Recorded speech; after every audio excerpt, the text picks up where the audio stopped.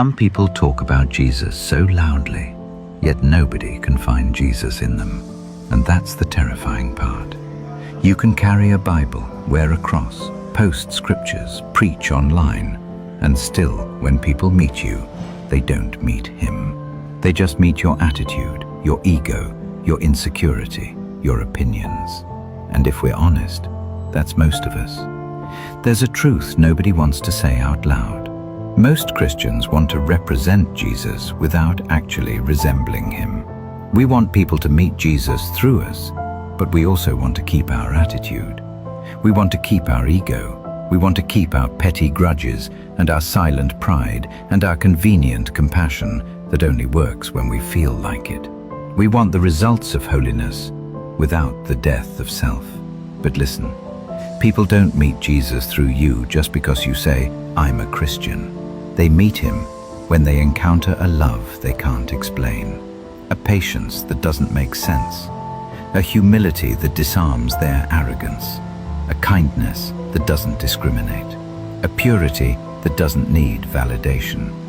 People meet Jesus when there is something in you that cannot be traced back to you, not your personality, not your upbringing, not your culture, not your mood, something supernatural.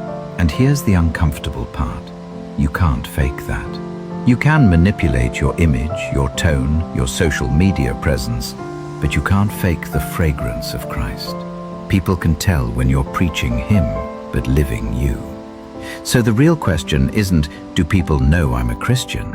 The real question is, after spending time with me, do people feel loved or judged, encouraged or belittled, seen or ignored, safe or on edge, lifted up or drained? Because if our presence doesn't heal, doesn't comfort, doesn't soften hearts, then it's not Jesus they're meeting. It's just us, and we're not enough.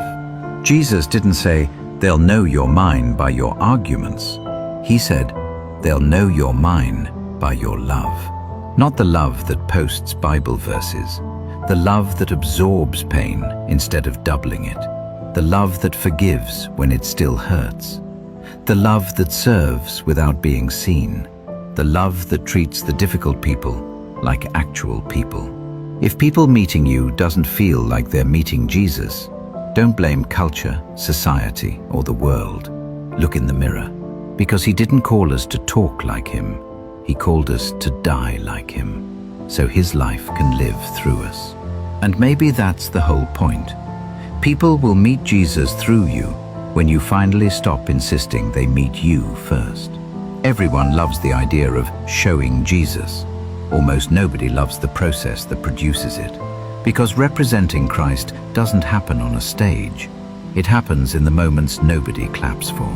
It happens in traffic when someone cuts you off. Do they meet your temper or His patience? It happens when someone disrespects you. Do they meet your ego or His humility? It happens when a friend betrays you. Do they meet your revenge or His forgiveness? It happens when life doesn't go your way. Do they meet your anxiety or His peace? It happens when you're surrounded by people you don't like. Do they meet your coldness or His compassion? Everyone wants to look like a Christian. Very few want to bleed like Christ bled, giving love to people who don't deserve it. You want people to meet Jesus through you? Then stop reacting like everyone else. Anyone can love someone who loves them. Anyone can be kind when they feel good. Anyone can be humble when they're praised. But when you can be kind while you're hurting, when you can respect someone who treats you like dirt, when you can uplift people who never appreciate you, that's when Jesus becomes visible. Let's get even more real. Maybe this is the area you're failing. You avoid the broken because they're too much. You ignore the lonely because you're busy. You walk past people who need encouragement because you don't know what to say. You pray for your future ministry, but mistreat the people already in your life. You want to preach the gospel on a platform, but you won't live the gospel at your dinner table. If people don't meet Jesus in your home, they won't meet Him in your ministry. Representing Christ isn't something you switch on. It's who you are when nobody's watching. So how do you actually change? Not by trying harder. Trying harder just makes you a nicer sinner. You change by surrendering. Stop begging God to use you publicly while resisting Him privately. Let Him touch your wounds. Let Him break your pride. Let Him disturb your comfort. Let Him wreck the fake, fragile version of you that needs control. Because Jesus can't shine through a person who still worships their image. Every time you choose obedience when you'd rather react, Christ is revealed. Every time you choose mercy when you'd rather win, Christ is revealed. Every time you silence your flesh instead of pampering it, Christ is revealed. That's how the world meets Him.